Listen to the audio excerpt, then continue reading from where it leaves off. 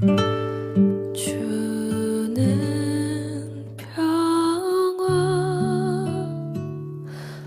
막힌 담을 모두 어셨네. 주는 평화 우리의 평화 주는 평화 막힌 담을 모두 어셨네. 주는 평화 우리의 평화 염려다 맡기라. 주가 돌보시니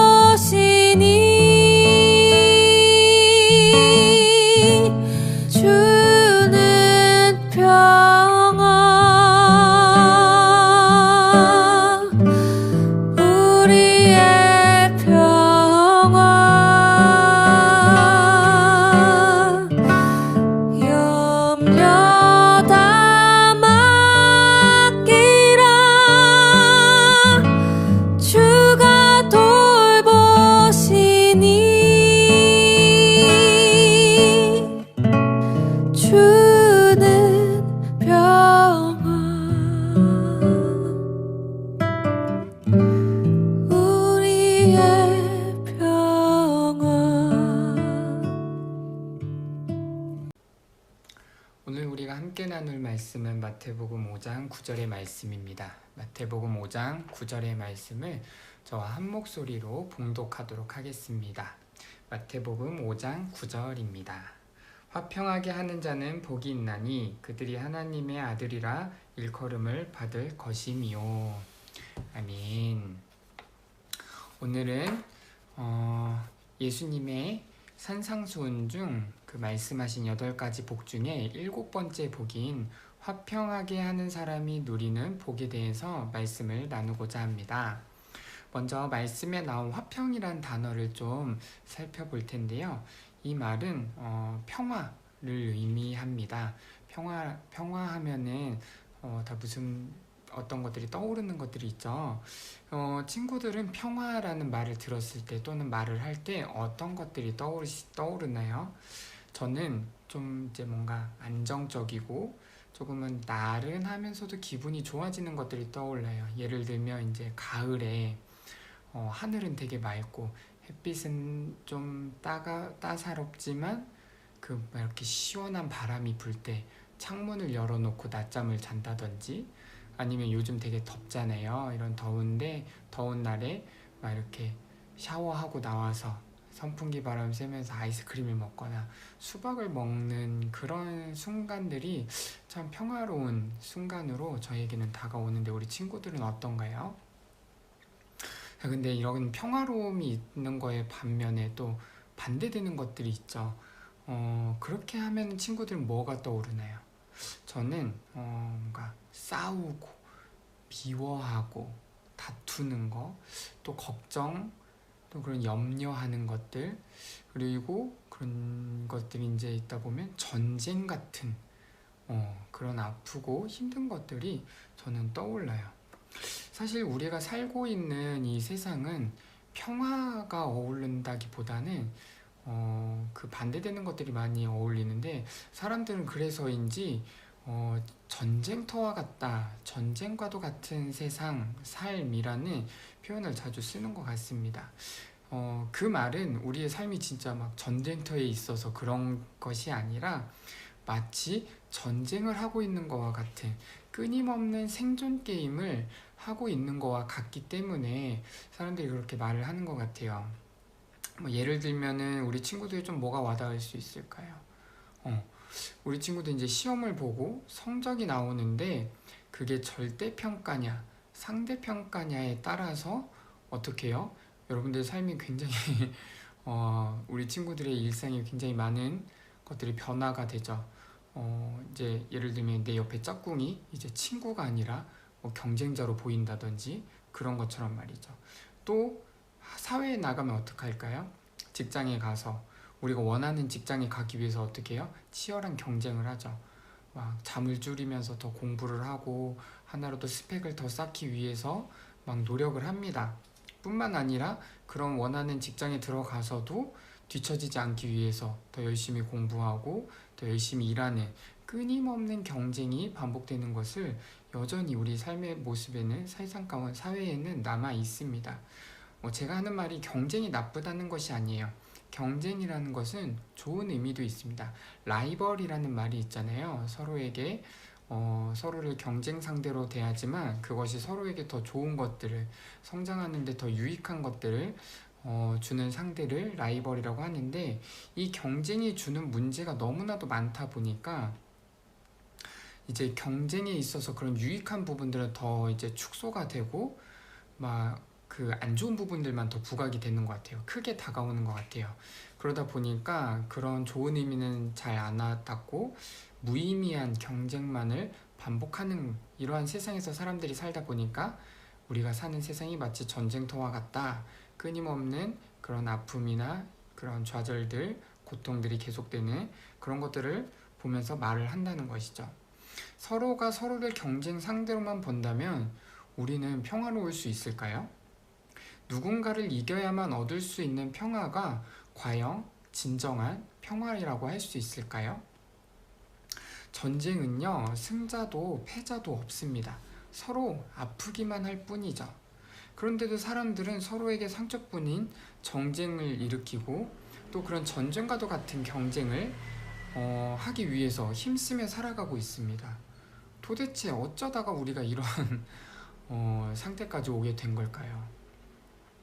성경에서 말하는 화평하게 하는 자라는 것은 평화를 위해서, 그러니까 사람과 사람 간에 또 그런 이제 세상의 평화를 위해서 힘쓰는 사람, 노력하는 사람을 의미합니다. 이것은 무엇을 전제로 하냐면 이미 이 세상에는 평화가 깨어진 상황이라는 것을 전제로 말하고 있다는 것이죠. 평화가 깨진 이유는 무엇인가요? 반대로 말하면 우리는 이전에 평화로운 삶이었다고도 볼 수 있는데 왜 그 평화가 깨진 걸까요? 사람과 사람 사이의 다툼이나 국가 간의 전쟁이 일어나는 이유가 무엇일까요? 그것은 좀 더 깊이 들어가다 보면은 하나님과 사람 사이에, 즉 하나님과 나와 하나님과 우리 간에 이 주신 평화, 즉 하나님이 주신 평화가 깨졌기 때문입니다. 원래 하나님은 이 세상을 만드실 때 평화로운 세상, 완벽한 세상, 균형 잡힌 세상을 만들어 주셨어요. 그래서 인간도 굉장히 균형 잡히고 평화로운, 즉 하나님과 우리의 사이는 굉장히 평화로운 관계였어요. 그래서 사람과 사람과의 관계도 굉장히 평화로웠습니다. 창세기를 보면은 아담과 하와 사이에 다툼이나 그런 게 없었어요. 뭐가 들어오기 전까지는요? 죄가 들어오기 전까지는요. 사람이 죄를 지음으로 인해서 이 평화가 깨졌습니다. 완벽함이 깨졌어요. 그리고 사람은 평화를 잃어버렸습니다. 그래서 이제 우리는 평화를 누리려면 또는 평화롭게 하려면 그저 되는 것이 아닙니다. 노력을 해야 된다는 것이죠. 평화는 그냥 주어지지 않는다는 거예요. 자, 그렇다면 우리가 그냥 노력하면 평화로워질까요? 그게 또 그렇지 않아요. 왜냐하면 먼저 하나님이 주신 평화가 내 안에, 하나님과 나와의 관계가 평화로운 관계가 되어야 하기 때문입니다. 죄로 인해서 나의 마음속에, 사람의 마음속에는 그 죄된 것들이 가득 찼어요. 앞서 말한 그런 다툼이라든지 싸움이라든지 미워하는 마음, 욕심 이런 것들이 가득했기 때문에 사람은 평화로울 수가 없다는 거예요. 그렇기 때문에 이런 것과 반대되는, 즉 하나님이 주시는 평화가 있어야만 우리가 진정한 평화를 누리고 이룰 수 있다는 것이죠. 그리고 이러한 하나님이 주시는 평화가 없으면 사람과 사람 간의 평화도 있을 수 없고요. 거기서 더 나아가서 자연과 사람이 누리는 평화도 이룰 수 없는 상태이기 때문입니다. 그래서 하나님과 내가 평화로운 관계가 되는 것이 굉장히 중요합니다. 그렇다면 어떻게 하나님과 우리는 평화로운 관계가 될 수 있을까요? 그것은 바로 우리가 예수 그리스도를 믿는 것입니다. 예수님을 믿음으로 얻는 것은 구원만이 아닙니다. 하나님과 우리의 깨졌던 관계가 회복되는 은혜도 있습니다. 하나님은 죄로 인해서 평화로운 상태가 깨진 우리를 불쌍히 여기셨어요. 그냥 버려두시지 않았습니다. 하나님은 죄로 인해 깨어진 그 관계를 회복하고 싶으셨어요.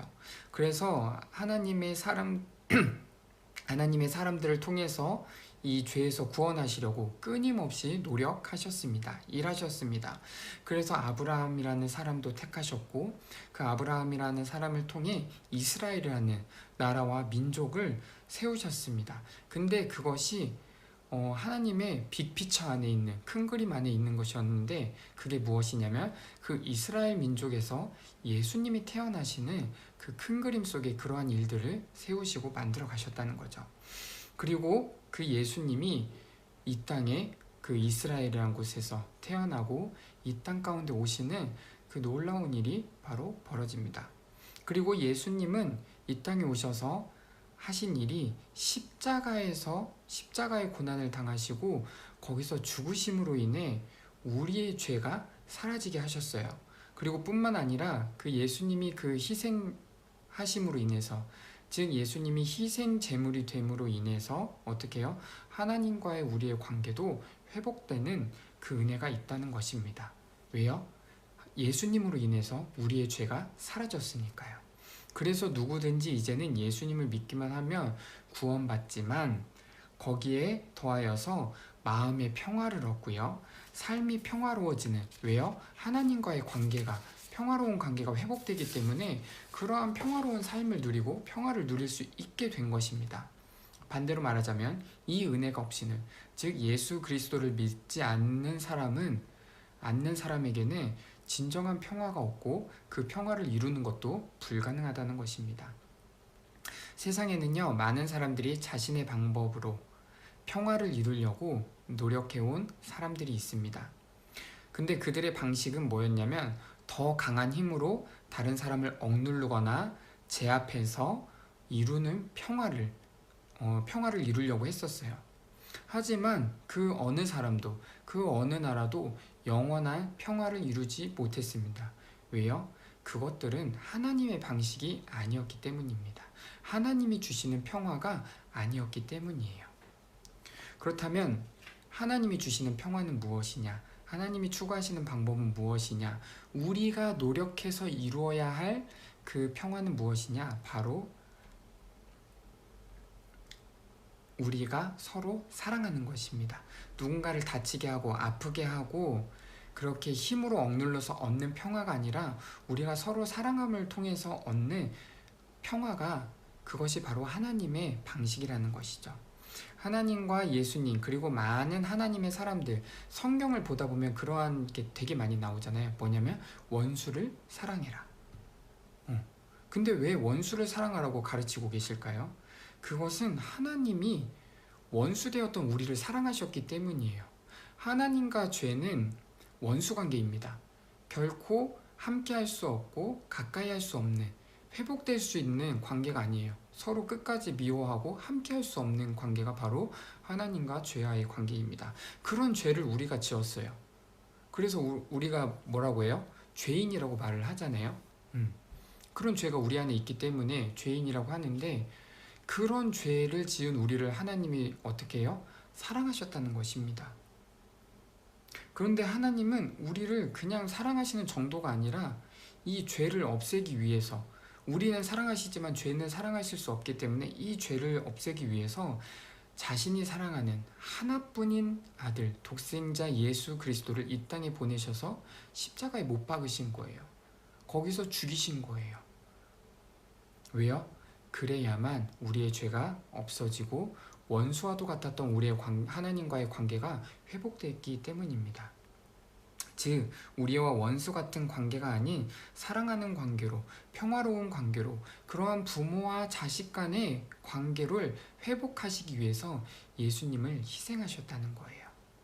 여러분, 우리 친구들이 굉장히 소중하고 특별하고 중요한 이유가 뭐냐면, 그런 사람으로 대우받고 대접받아야 하고 그렇게 여기면서 살아야 하는 이유가 뭐냐면, 여러분들이 바로 그 사랑을 받은 사람들이고, 그리고 그 사랑을 입고 하나님이 부르셔서 택한 사람들, 하나님의 자녀들이기 때문입니다. 무엇을 위해서요?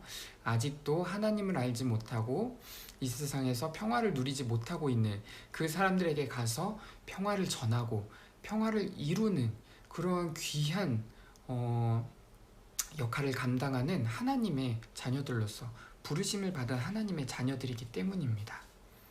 그래서 우리는 물론 하나님의 그 복을 얻기 위해서 평화를 하나님의 그 복을 누리기 위해 평화에 힘써야 되는 것도 있지만, 반대로 우리가 하나님의 자녀이기 때문에 평화에 힘써야 하는 이유도 있습니다. 여러분들의 가정과 학교와 직장을 넘어서 여러분들이 가고 여러분들이 머무는 그 공동체 안에 우리는 평화를 위해 힘써야 하는 사람들이 되어야 한다는 것입니다. 왜냐하면 그렇지 않고서는 우리가 하나님의 자녀라고 불릴 수 없기 때문입니다. 예수님은 평화를 위해서 노력하는 사람이 하나님의 자녀라는 소리를 들을 것이라고 말씀하셨습니다. 반대로 이 평화를 위해서 노력하지 않는 사람은 하나님의 자녀라 불릴 수 없는 것이기도 합니다. 그 말은 예수님이 이 땅에 다시 오시는 그 날에 우리가 하나님의 자녀로서 천국에 들어갈 것인지, 아니면 천국에 들어가지 못하고 지옥으로 갈 것인지에 대한 기준이 뭐예요?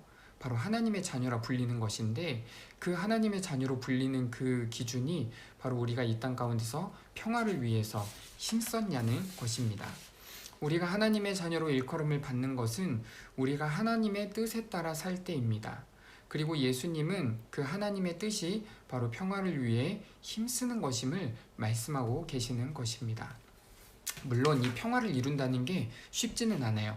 먼저 하나님의 관계를 회복해야 되기도 하고, 그 회복된 관계로 인해서 내 안에 평화가 있는 그 평화를 먼저 누려야 하기도 하지만, 또 내 시간이나 내 물질, 내 돈이라든지 내 옷이라든지 뭔가 내가 가지고 있는 것들, 그리고 내 생각이나 내 뜻을 포기해야, 희생해야만 이 평화가 이루어지기 때문입니다. 근데 정말 여러분 한번 돌이켜보세요. 그러한 것들, 평화를 이루기 위해 희생하는 것들이 정말 나한테 없어서는 안 될 것들일까요? 정말 나에게 반드시 있어야 하는 그런 소중한 것들일까요? 저는 위로 누나가 셋이 있어요. 저까지 해서 이제 사형제인데, 그런 형제가 많은 집에서 태어나다 보니 이로운 것들, 그러니까 득을 본 것도 있지만 반대로 손해를 보는 것들도 있었어요. 그러면서 자라났어요. 특히 누나들의 잔심부름, 그런 게 되게 많았어요. 뭐 예를 들면은 물 떠오기. 이제 제가 자려고 누웠는데 누나들이 막 불러요. 그래서 왜 해서 가보면은 거의 불 좀 꺼줘, 이런 거. 그리고 이제 어머니가 누나들한테 시킨 심부름을 저한테 떠넘긴다든지, 뭐 그런 것들, 정말 사소한 것들인데 어렸을 때는 그게 너무 하기 싫은 거예요. 그래서 막 안 한다고 막 반항도 해보고, 막 누나들이 막 그런 거 시키면 도망도 가고 그랬는데, 근데 그러면 그럴수록 오히려 제 마음이 더 불편해지더라고요. 그리고 집안이 좀 평화롭지 못했어요. 그래서 그냥 내가 누나들 뭐 부탁하는 거면 그냥 다 들어주자, 그렇게 생각을 하고, 이제 그 다음부터 누나들이 이제 시키는 거, 부탁하는 거를 다 들어줬어요.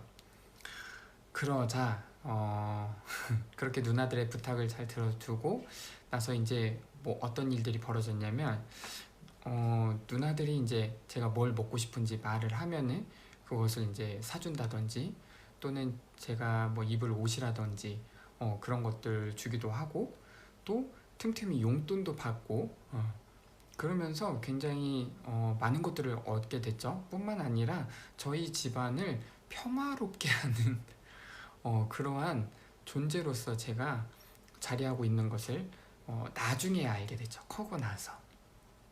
무엇입니까? 평화를 이루는 데에는 희생이 따른다는 거예요. 좀 귀찮아도, 좀 하기 싫어도 그러한 그 부탁이나 그런 것들을 들어줄 때 어떻게 해요? 제가 이득을 보는 것도 있지만 전체적으로 봤을 때는 집안이 평화롭고 화목하게 되는 역할을 한다는 것이죠. 그렇기 때문에 그 희생이 결코 헛되지 않습니다. 왜냐하면 그러한 작은 희생을 통해서 하나님은 크고 선하신 일들을 이루어 가시기 때문입니다. 예수라는 한 사람이 죽어서 어떻게 해요? 온 인류의 구원의 길이 열렸습니다. 예수님의 제자들이 그 삶을 희생함으로 인해서 어떻게 해요?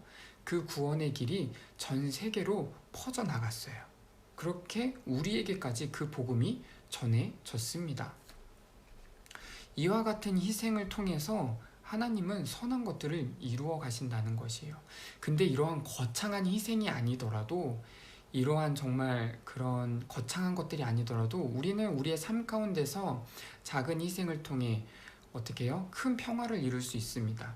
예를 들면 부모님의 말씀에 순종하는 것, 부모님의 말씀을 부모님이 말씀하시는 것을 잘 듣고 따르는 것, 그리고 내 형제의 부탁을 들어주는 것, 귀찮고 좀 하기 싫어도 그 부탁을 들어줌으로 인해서 어떻게 해요? 여러분들이 있는 가정이, 여러분들의 가족이 평화로워진다는 거예요.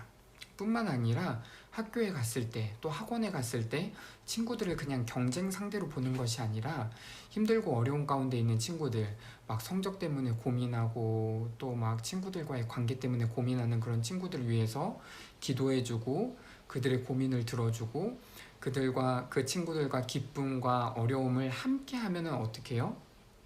그 순간에 그 여러분들이 그러한 희생으로 인해서, 노력으로 인해서 그 친구와 관계가 회복이 되고 좋은 관계로 발전하고, 그리고 그 선한 영향력이 퍼져나간다는 거예요. 평화가 임한다는 것입니다. 또한 여러분들이 나중에 사회에 나가서 직장에서 일을 할 때 동료들과 같이 일을 하게 될 거잖아요.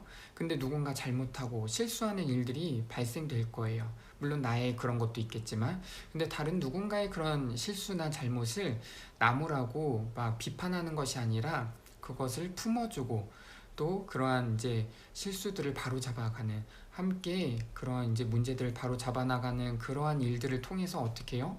그 직장이 화목해지고 그 직장에 평화가 임하고, 그로 인해서 더 좋은 일들을, 선한 일들을 이루어 나아갈 수 있는 역할을 누가 해요? 여러분들이 할 수 있다는 겁니다. 우리들이 할 수 있다는 거예요. 그럴 때 우리가 이 세상에서 이루는 평화는 우리에게 한 걸음 더 성큼 다가올 것입니다.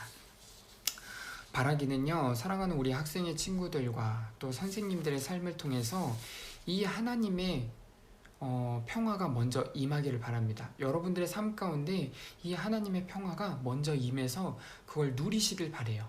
그리고 여러분들이 누리는 그 평화를 전하는 사람, 그런 평화를 이루기에 힘쓰는 하나님의 자녀들이 되기를 소원합니다. 그리고 그런 우리를 하나님은 나의 사랑하는 자녀들이라고 말씀하실 거예요. 하나님은 그 사랑하는 자녀들의 필요를 아시고 채워주십니다. 우리가 무엇을 필요해 하는지 굳이 기도하지 않아도 하나님은 다 아세요. 왜냐? 하나님의 사랑하는 자녀들이기 때문이죠. 그렇기 때문에 우리의 삶에서 나의 필요를 먼저 구하고 하나님 앞에 아뢰는 것이 아니라 내 주변에 힘들어하는 사람들, 우리의 가족을 위해서, 특별히 친구들 위해서, 특별히 그 영혼의 구원을 위해서, 하나님을 알지 못해서 그 평화를 누리지 못하고 있는 그 사람들을 위해서, 가족을 위해서, 친구들을 위해서, 또 주변의 사람들 위해서 우리가 기도할 때 어떻게 해요? 하나님은 여러분들을 통해서 일하시고 그들에게 참된 평화를 주시고, 그 평화를 통하여서 여러분들이 가는 곳곳마다 화목을 이루는 하나님의 자녀들로서 서시기를 간절히 바라고 소원합니다. 그래서 이번 한 주 동안도 각자의 삶 가운데서 그 평화를 누리고 그 평화를 전하는 주의 자녀들 되기를 간절히 소원하고 바라며 이 시간 함께 기도하겠습니다. 사랑의 하나님, 감사드립니다. 오늘 저희에게 귀한 말씀 주시어서 아버지, 저희가 이 세상 가운데 어떻게 살아가야 하는지, 특별히 하나님 그 평화를 이루는, 평화를 위해 힘써야 하는 아버지 그러한 모습이 우리에게 있어야 함을 알게 하시고 깨닫게 해주시니 감사드립니다. 그렇게 우리가 평화를 힘쓸 때에, 평화를 이루기에 힘쓸 때에 하나님의 자녀라 불리게 되는 것을 기억하며 나아갑니다.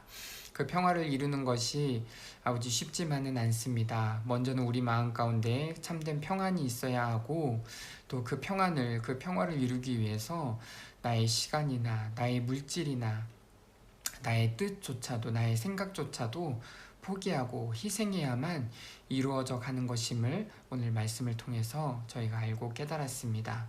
하지만 아버지, 그 작은 희생을 통하여서 얼마나 크고 놀라운 일들이 벌어질지 저희는 감히 짐작도 할 수 없습니다.